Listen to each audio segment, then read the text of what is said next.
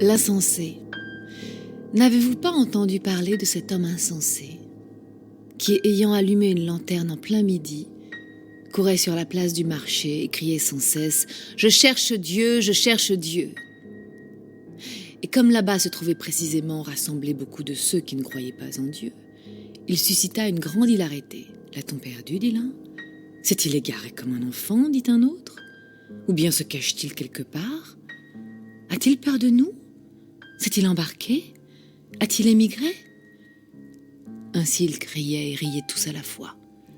L'insensé se précipita au milieu d'eux et les perça de ses regards. « Où est Dieu ? Je vais vous le dire, nous l'avons tué, vous et moi. Nous sommes tous ces meurtriers. Mais comment avons-nous fait cela ? Comment avons-nous pu vider la mer ? Qui nous a donné l'éponge pour effacer l'horizon tout entier ? Qu'avons-nous fait à désenchaîner cette terre de son soleil ? Ne fait-il pas nuit sans cesse et de plus en plus nuit ? Ne faut-il pas allumer les lanternes dès le matin ?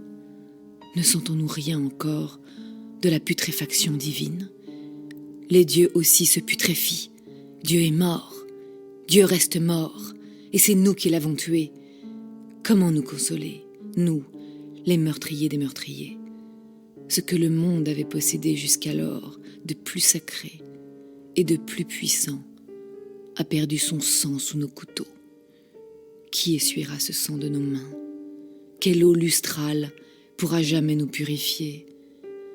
Il n'y eut jamais d'action plus grande, et quiconque naîtra après nous appartiendra, en vertu de cette action même, à une histoire supérieure à tout ce que fut jamais l'histoire jusqu'alors.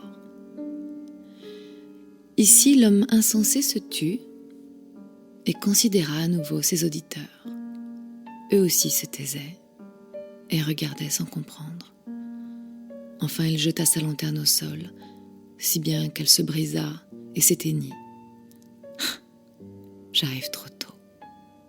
Mon temps n'est pas encore venu.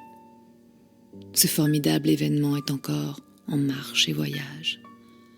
Il n'est pas encore parvenu aux oreilles des hommes. Il faut du temps à la foudre et au tonnerre. Il faut du temps à la lumière des astres. Il faut du temps aux actions, après leur accomplissement, pour être vues et entendues.